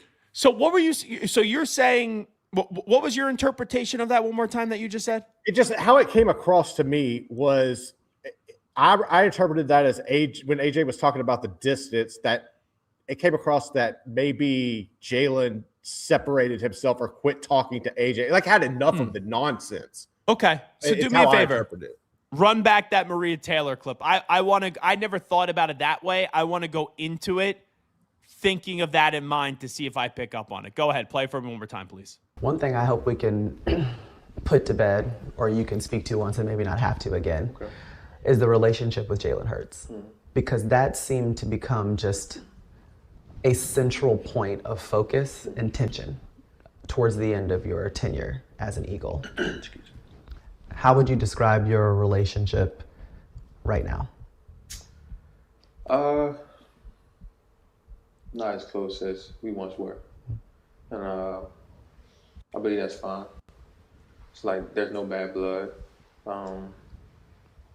There's actually still a lot of love. I love him. I love him to death. I want him to succeed and accomplish all the things that he wants to accomplish. I didn't truly understand why our friendship became the public of the center of everybody's attention when it came to football, because, you know, looking back on it, you know, we haven't been as close as we were a couple of years now, but that didn't stop anything. You know, we still competed, we still pushed each other, we still led the team. So it was just kind of strange, you know. People just got so fixated on the relationship and wanted to talk about maybe from the history of this place, but you know that wasn't what this was. You know, and I'm gonna say it to you. I say it on camera. I got nothing but love for him. You know, I want him to do well and accomplish everything his heart desires. So. I think at the end of the day, people always just want to know why, and there's an understanding that people grow apart. What is the best way that you can put a description so people can understand? Yeah, nothing happened. Nothing happened. You know, people just grow apart. That didn't happen between me and him or our families, or wives, anything. Nothing like that ever happened. But life happens. You know, and you know, you just look up sometimes and you find yourself drifting away. You know, and that's fine. And I think both parties accepted that. So.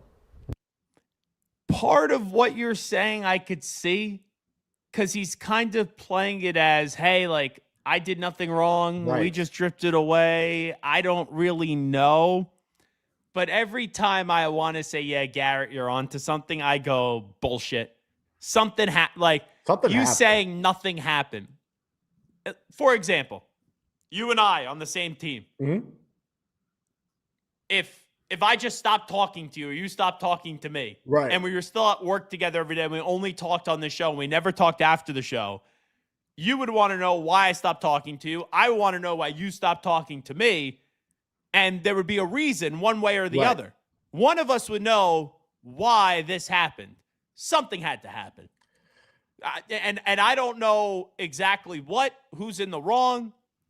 I'm going to assume it's more, and I want A.J. Brown to be the best wide receiver in the NFL this year. I hope A.J. Brown is unbelievable for my football team. I'm going to assume that this is more A.J.'s problem than it is Jalen's fault. Yeah, it sounds like he sounds like somebody who got broken up with. And he's coming like somebody's asking like, yo, what happened, dude? And he's like, well, I wish him well. No offense. Like, you could have a healthy breakup and whatever. You don't want to then see the girl that you just broke up with going and dating someone and then flaunting it in your face and having all this success and like marrying someone that's more successful and like, could be perceived better than you. Yep. Yeah, that did not seem genuine when he's like, I love him and I still wish him all the success in the world. It did I didn't hear any of the stuff like the smoke or speculation that you were talking about prior to the video. It's deep in the weeds on social media. So who knows if it's true? True. But then it's just kind of random out of nowhere be like, nothing happened between our families or it's okay. All right. That's interesting that you just brought that up out of nowhere. Yeah. You know what I'm saying? It's not. So the math is like the result is AJ doesn't speak to Jalen anymore. Jalen doesn't speak to AJ anymore. They're not as close as what they once were. They have drifted away. Yeah. Okay, that's the end result. How did we get there? Exactly. Like, what was A plus B equals C? Well, what was A and B? Because we know what C is, but what was A that B that led to C? Yep. And that we still do not know concretely. And he was basically asked, like, what happened? How do you explain it? And he was like, nothing. We just drifted away. Yeah. Like, my best friend in the world, my two best friends, Alex and Jason. Like, I used to live with both of them. We don't live together anymore. One's in New York, one's in Connecticut. We still talk every day. And it's like, okay, yes, there are things that get in the way of being as close as we once were, but we're still extremely close, extremely close. My two best friends could call them at any point, and I know they would answer the phone and help me tomorrow or right now if I needed to, if I called one of them right now. But, like, if I just stopped talking to one of them, they would call me and be like, yo, what the F is up? I haven't heard from you from a while. Like, something would have to happen. Something happened here where AJ and Jalen aren't that close, and I don't think it's just – and maybe it is sometimes they say, like, don't work or don't live with your best friend. Right. And they were working and not living together, but basically living together. And maybe they didn't love the experience. But when you win a Super Bowl, you play in two, like that working relationship, the results were good enough. It'd be like if you were working with your best friend, you're making $1 billion and you're still a miserable human being. Like, why are you miserable? What happened where when you're having all this success, you still can't be happy? And I've been around long enough. Something is not adding up there. No, not at all. Yeah, what is it? Your spidey senses are tingling there. There is no doubt about that. All righty, let's do this real quickly. I said to you earlier, Channing Crowder's take when I was on with him yesterday on WQAM. I'll be on there again today, 2 to 6 p.m. On WQAM via the free Odyssey app. This was Channing Crowder's take yesterday that he believes Myles Garrett is a better defensive end than Patrick Mahomes is as quarterback. Go ahead. Garrett's better at DN than Patrick Mahomes is at quarterback. Ooh, that's a take, but Mahomes' numbers have dipped, except Mahomes has the 3 Super Bowls. Yeah, last year, you know what? Who had a better season? Myles Garrett did have a better season than Patrick Mahomes. No, like if you want to talk like the Joe Montanas and the guys back in the day, Lawrence Taylor was better at his job than all those Hall of Fame quarterbacks you want to bring up. Quarterback, they make a difference. They make a bigger difference in the game. Yeah. But if you tell me that if you want to go get the quarterback, and I could put Myles Garrett over here, he is going to do a better job than if you tell me that I have to go get a touchdown. No. So Solana shakes his head. Solana, yes. And at first my eyes are about to pop out of my head. But there's no doubt the best defensive player in football right now is Myles Garrett. For quarterback, I can make the case for Josh Allen over Mahomes. That is there. Now, who's more important? That's different because teams would take the quarterback over the defensive end 10 times out of 10. If I had to redraft the league, I'm taking Patrick Mahomes number 1 overall. But am I better at my job? You can't compare a trash man to a bagger. Am I better at my job of what I do? Myles Garrett, it might be the best player at his job in the entire world. And I don't want what I'm going to say to diminish Myles Garrett. Myles Garrett, first ballot Hall of Famer, best defensive player in the world. I'm not taking anything away from what I'm about to say from Myles Garrett. But on every single possession, there are more players in the NFL at defensive end, at his position, or just defensive line, that on any given possession can impact that possession itself as close as Myles Garrett does on any given possession. What Patrick Mahomes can do on one possession, only a handful of guys in the league can do. Period. And no, Gelb just said it. More important to a team, 100% quarterback. Better at my job.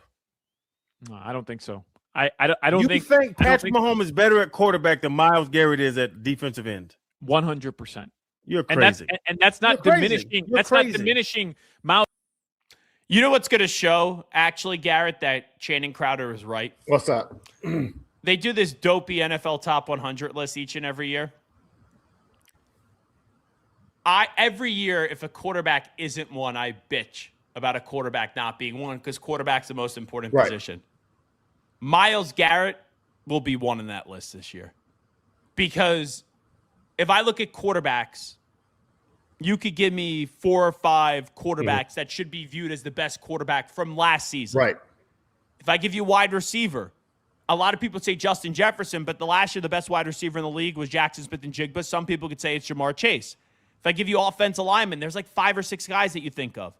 If I give you, a corner, you could go like last year, Pat Surtain. You go Christian Gonzalez, right? There's so many, like linebackers. There's so many different guys. If I say defensive end, it's Myles Garrett. Yeah. Like Myles Garrett is going to be voted number 1 on that NFL top 100 list. There's no doubt about that in my mind this year. No, I mean, and I think rightfully so. He's the pound for pound the best player in the league. Everything, his numbers reflect it. His value reflects it. The fact that he made, I mean, they were already loaded, but the fact that you already going over make the Rams even more of a lock to win the Super Bowl, yeah, there's no way you can deny that. He should be. Do you think we'll find out about the Sorsby thing today, by the way? I have a feeling this is going to drag out a couple of days. I think there's no need for it to. Honestly, I feel like we should have had an answer yesterday, but I think it's going to be a couple of days. And I don't think they'll come to any agreement because if I remember this correctly, Sorsby's camp, they wanted a 2-game suspension. They wanted the 2-game, but it was automatic 3 if you had bet over 800, right? Yeah, and he clearly did that. It was with the I forget what the percentage number was, but over $800, it was either like 3 or 4 games. It was 3, yeah. Just depending on the rounding of all that stuff. But that's just 800 on other sports. Like Correct. He bet on his own sport with his own team. But not only that, bro. That's got to so if the baseline then is 3, then he's got to get more. Okay, my thing too. My argument would be like, okay, you had all of this. You literally came to Tech. You were on Tech's campus for, just a hot second, and you were already funneling money out of the state to bet. Like, bro, no. Shows he has a legitimate problem. A legitimate issue. Because to be fair, that gets questioned, fair or not. Like, oh, is he just using the gambling as an excuse, the addiction as an excuse, or do you actually have an addiction? Right. So, by that, you clearly have something going on. But I think that was the final. To me, in general, everything laid out was plenty. The betting on Indiana was enough for me not to let him back. But if you look at all the things stacked up, and then the fact that he was already on campus and making bets in Texas like that, at Texas Tech like that, yeah, bro, you're done. You're done. So Tom Fernelli said, quote, "For the integrity of the sport, you cannot have it." I agree, 1,000%. Now, here's a question on your timeline. You may be right, an answer on the timeline that this could linger. Pete Thamel, After a nearly 2-hour-long hearing, a decision is expected in the near future. Sorsby's attorney, though, asked for a ruling by June 15th. It's June 2nd. There's no way in hell that should drag out that long. None. Because it's black and white, right? Exactly. And I don't know the legal side of it. So maybe the judge is like, hey, you guys should talk and see if you could come up to a settlement. But you would have already done that, I think, by now. But I don't, the ambiguity, even in this injunction, it's either you just get it or you don't, right? Right. It's not like the judge could say oh, well, you need to serve a 5-game suspension. And I don't think he has that power. I don't either, unless the only thing I could think of is if he said by the letter of the law where it said the 3-game suspension, then if you come back, then you automatically have to serve that 3-game. But outside of that, I don't think you can say you have to serve a certain amount of time. Yeah, and I don't know how this will rule. I don't even know how to even guess it. But I'm looking at the rule. Mm-hmm. One rule is if you bet on professional sports, right? It's certain percentages based off of how much money you wagered. Correct. So that's a 3 or 4 game suspension. But if you bet on your own team, it's it could lead to banishment. So it's do they just attack that part of it and say, okay, that's why you shouldn't be ruled ineligible and you just got to serve a 3-game suspension to your point? I don't know which way the wind is going to blow on this one. I really don't. I don't either. I just think that the circumstances laid out justify not letting him back. And if you do let him back, then you open the door for more gambling. It's not going anywhere until this changes, but you got to set an example here, or else we're going to continue doing this. I know why he wants to play. It's Absolutely. for $4 or $5 million, and then you could go into the natural draft and all that stuff. I said this from the jump. If I was him, and I know it's easier said than done because you're walking away from however that NIL deal is structured and whatever the continuous monthly payouts are, you're going to be walking away from that. I would have just thrown my name in the supplemental draft. I think he should, because if he comes out in the regular draft, where does he stack up against those guys then? If you get ahead of the game right now, you could get drafted ahead of one of the people that are going to come out this year, and it's already loaded. Well, I don't think that's apt. If he played college football this year, even though I don't think the world of him, I do think he would at least be a first-round pick. So in this supplemental draft, it's he's not going to be a 1. And also, who cares what round you go in? You're starting your NFL journey. So if a team uses a 5th-round pick or a 3rd-round pick on you, it doesn't matter. Where in the NFL, the regular draft, okay, if you get drafted in the 1st round, you're eligible for a 5th-year option and all that stuff. So, I would just say, you know what? I guess you would fight it to see if you could play and get that money. But I would be fine and at peace if I just get to go to the supplemental draft. And I think it'd be really intriguing to see where he would land.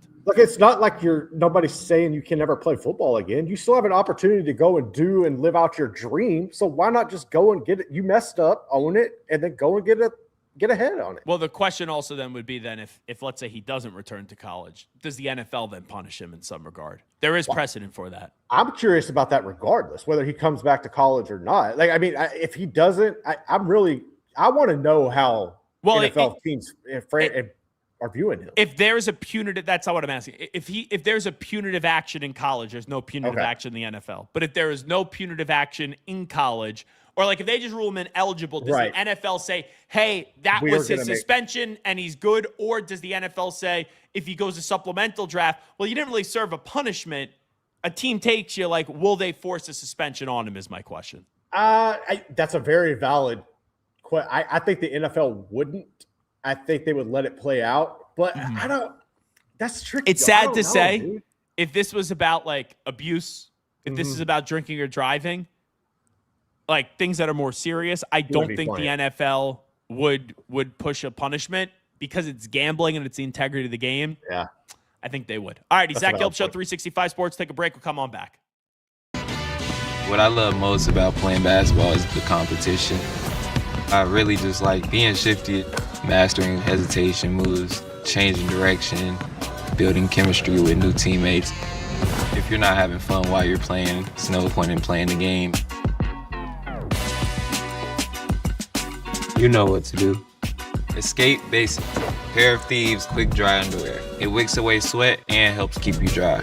You looking for a deficient season? Overwhelmed by your inbox? Clean Email is here to help.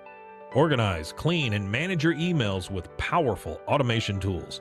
Say goodbye to spam and clutter and enjoy a stress-free inbox. Try Clean Email today at cleanemail.com. I'm here to work out with you. We did not put this little cookie cutter program together. I'm in there with you, sweating, yelling, doing the damn thing. Transformed by Core Home Fitness. A secret, I travel internationally every year. I struggle with insomnia both at home and especially in hotels. This was life-changing. It's called Fly Kit. My favorite aspect of the Fly Kit is it tells you when to sleep.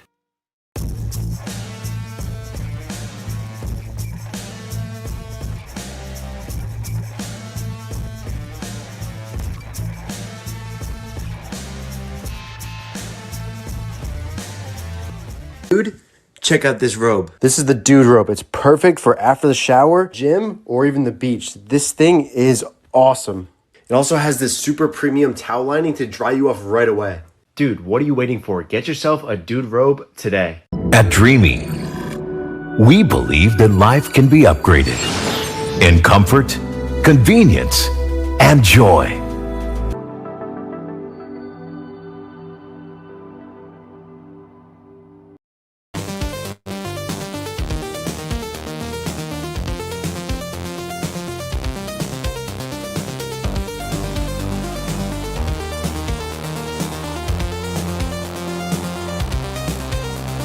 For the past 4 years, we have trusted Jackery to keep us powered while on the road. The Explorer 5000 Plus provides 5,040 watt hours of portable power. Pair it with the smart transfer switch to power your entire house off the Explorer 5000 Plus.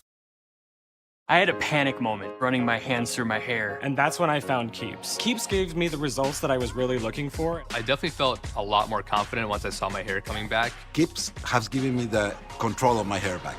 Get your first month free at keeps.com.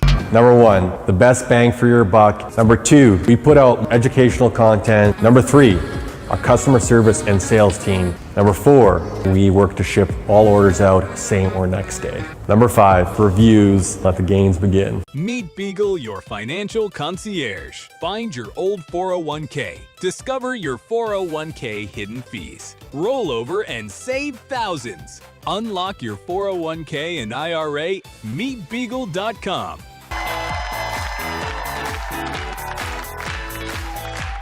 The Lumi Charge is an all-in-one home desk lamp, speaker, and phone charger. It is a great... I need that for my son when he goes off to college.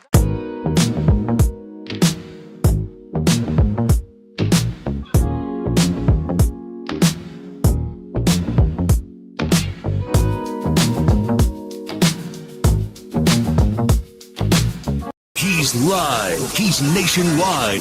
This is the Zach Gelb Show.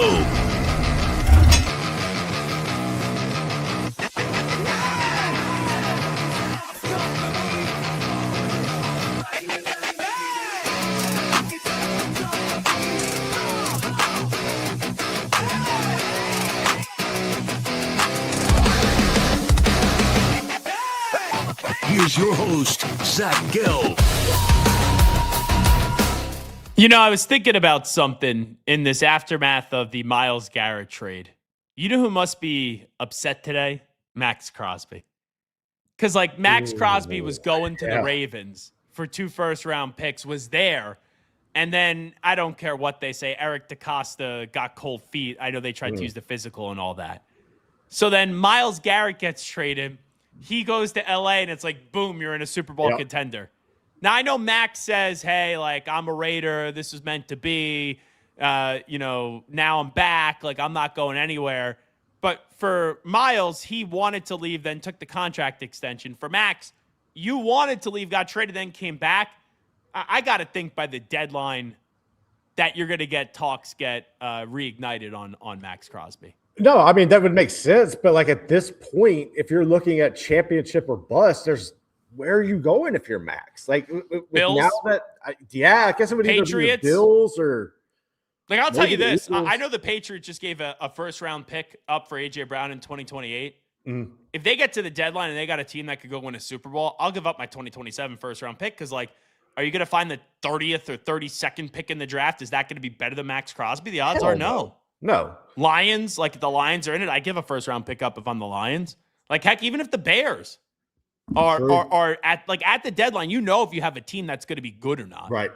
Do you have that video? I do. Okay. So I was reading the speculation online. I don't know. Like I said this to you, I don't know how credible this is, Right. but there was rumors and I was reading the speculation online and I didn't want to bring it up on the show in terms of like, okay, this is what happened. That's what happened. This is fact.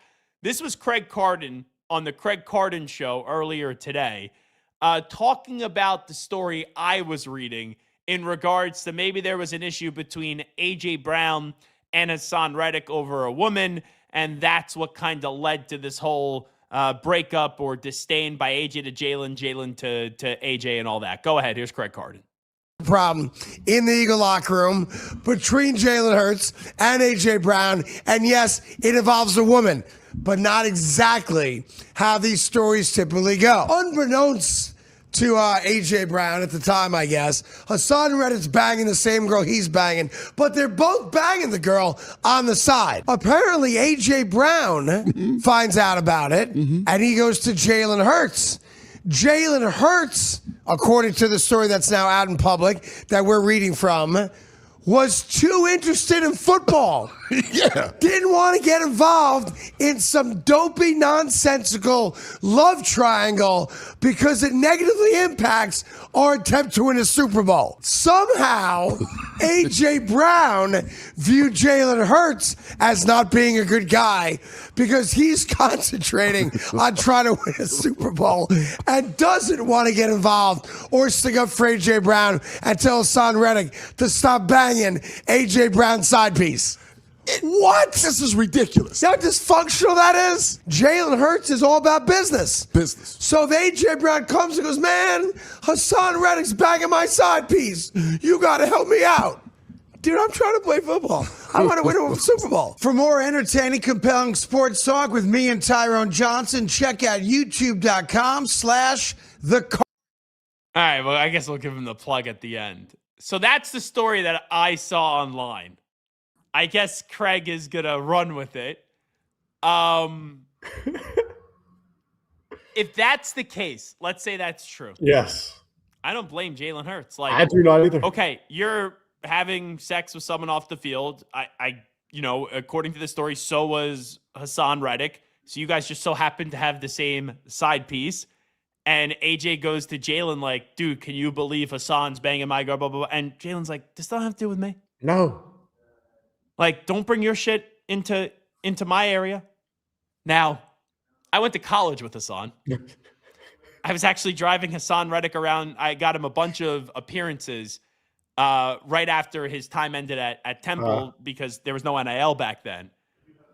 I almost want to text I haven't talked to him in a while and just be like, bro, is the AJ story true? You need to. Oh, that would be interesting. You know, I did try to call today. Who's that? Aaron Donald. Really? Yeah, I have a number for Aaron Donald. I've had Aaron Donald on the show before. His publicist once stepped in and tried to stop having me ask questions.